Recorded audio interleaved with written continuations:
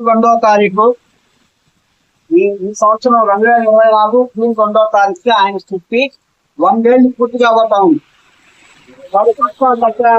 గత టీఎన్కి 100వ సంవత్సర వేడుకల కార్యక్రమాన్ని కూడా మన సిఐటి ఆధ్వర్యంలో చాలా పెద్ద ఎత్తున మన జిల్లాలో చనిపోయిన ఈ రోజు నుంచి 22వ తారీఖు నుంచి జూన్ 2వ తారీఖు దాకా జిల్లా వ్యాప్తంగా ఉన్నటువంటి మన సిఐటి అనుబంధ యూనియన్లు, అలాగే సిఐటి మండల కమిటీలు, అలాగే సిఐటి సంబంధించిన పరిశ్రమల యూనియన్లు అన్నింటిలో విస్తృతంగా జనరల్ బాడీ నిర్వహించి ఫైనాన్స్ చేస్తామని చెప్పేసి ఈ సందర్భంగా ప్రతిజ్ఞ కొనాల్సినటువంటి అవసరం ఉంది. మీ అందరికీ తెలియాల్సినటువంటి ముఖ్యమైన విషయం ఏంటంటే పరసా సత్యనారాయణ గారు పాల్వంచ ఎమ్మెల్యే కూడా పనిచేశారు. గతంలో పాల్వంచ అసెంబ్లీ స్థానం ఉండేది, అది రద్దయి తర్వాత కొత్త ఊరిగా మారింది.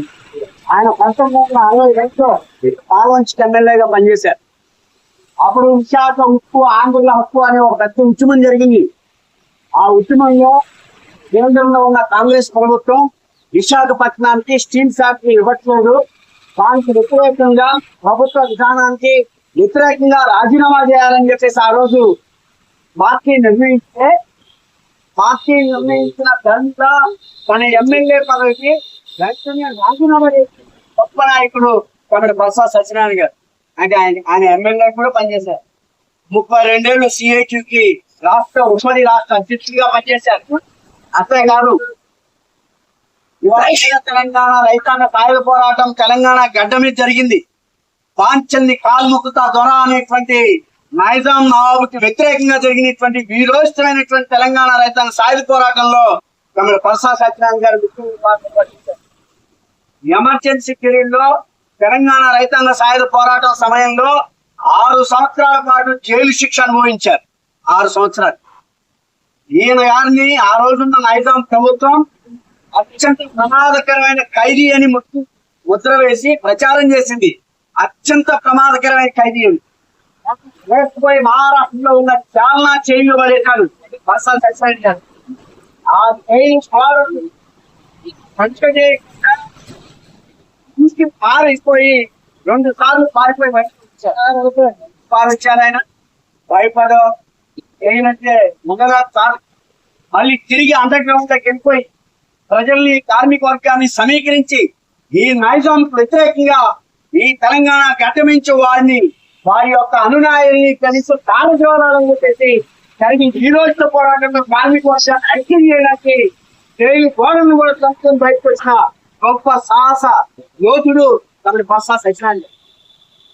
ఆయన జీవితాంతం 92 ఏళ్ల వయసు వచ్చేదాకా ఇంకొక 4-5 రోజుల్లో చనిపోతాడనే వరకు సిఐటి ఉద్యమానికి పూర్తి స్థాయిలో మొత్తం మన ఉద్యమంలో పనిచేసినటువంటి గొప్ప నాయకుడు తమిళ పరసా సత్యనారాయణ గారు.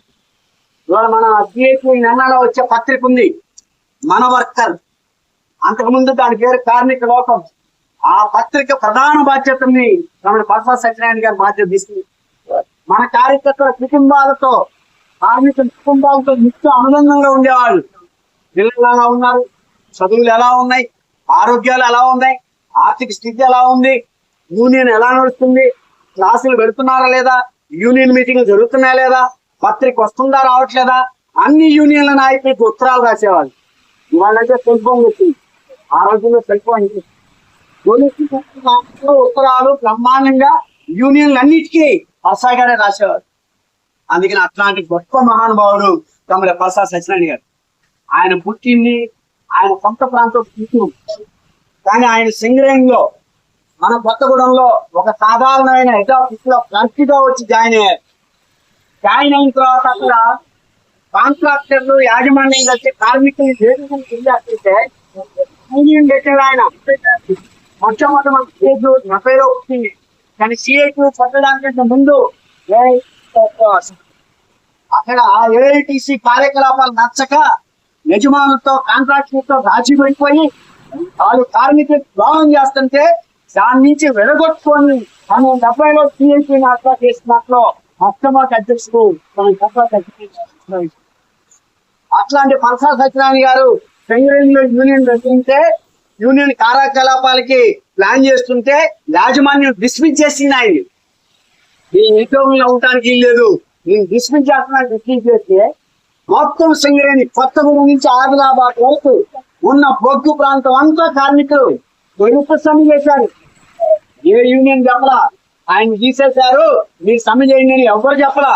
కార్మికులే వాళ్ళంతటి వాళ్ళే సమ్మె చేశారు.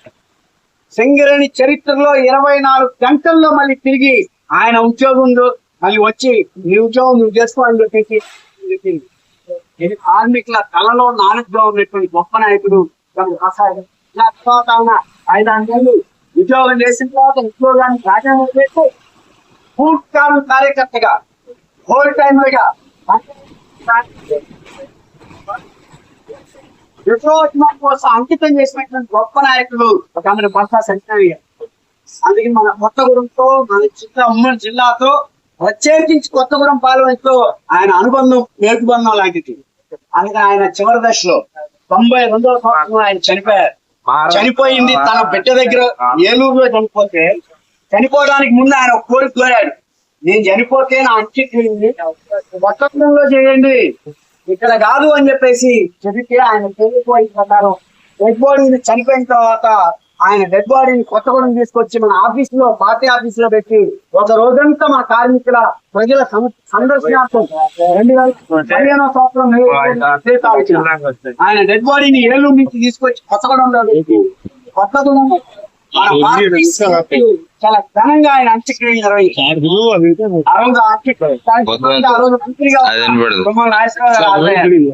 సింగరేణిలో ఉన్నటువంటి అనేక మంది డైరెక్టర్లు